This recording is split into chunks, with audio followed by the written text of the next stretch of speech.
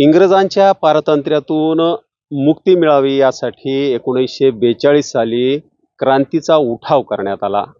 तो दिवस म्हणजे 9 ऑगस्ट 1942।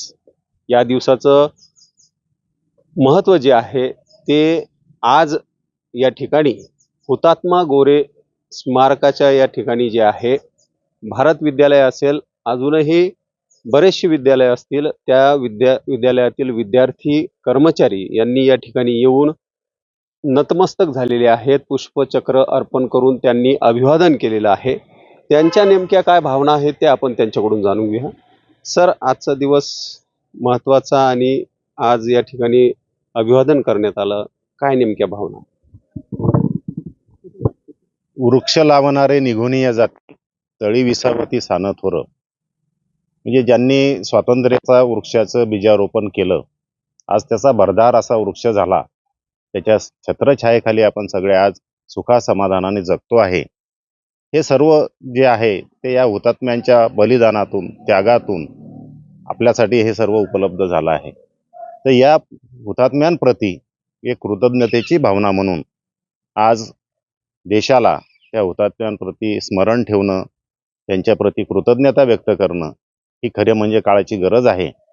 या स्वातंत्र्याचं रक्षण करणे, त्यांच्या बलिदानाची, त्यागाची जाणीव ठेवणे, या दृष्टिकोनातून आणि येणाऱ्या नवीन पिढीमध्ये राष्ट्रप्रेमाची, देशभक्तीची भावना निर्माण करणे, आपल्या ज्वलंत आणि जाज्वल्य इतिहासाचं स्मरण करणे, या सर्व बाबी डोळ्यासमोर ठेवून या सर्व बाबी मुलांमध्ये, नवीन तरुणांमध्ये, आजच्या नागरिकांमध्ये रुजाव्यात, या दृष्टिकोनातून गेल्या 30 वर्षांपासून आम्ही या उपक्रमाचं आयोजन या ठिकाणी करतो।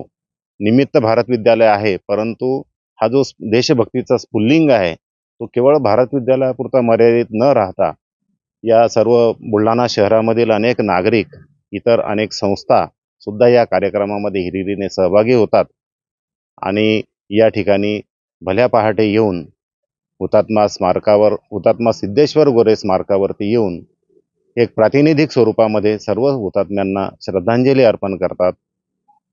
असं या कार्यक्रमाचं एक वैशिष्ट्य आहे। निश्चितच राष्ट्रभक्ती आणि देशभक्ती या ठिकाणी वाढावी आणि विद्यार्थ्यांमध्ये देखील याचा प्रचार आणि प्रसार या ठिकाणी व्हावा, यासाठी मागील 30 वर्षांपासून सलग 9 ऑगस्ट रोजी या ठिकाणी अभिवादन करण्यासाठी विद्यार्थी, या शाळेचे शिक्षक असतील, शिक्षकवृंद असतील आणि संस्थेचे संस्थाचालक असतील, ते देखील या ठिकाणी येत असतात आणि या हुतात्मा गोरे स्मारकावर अभिवादन करत असतात।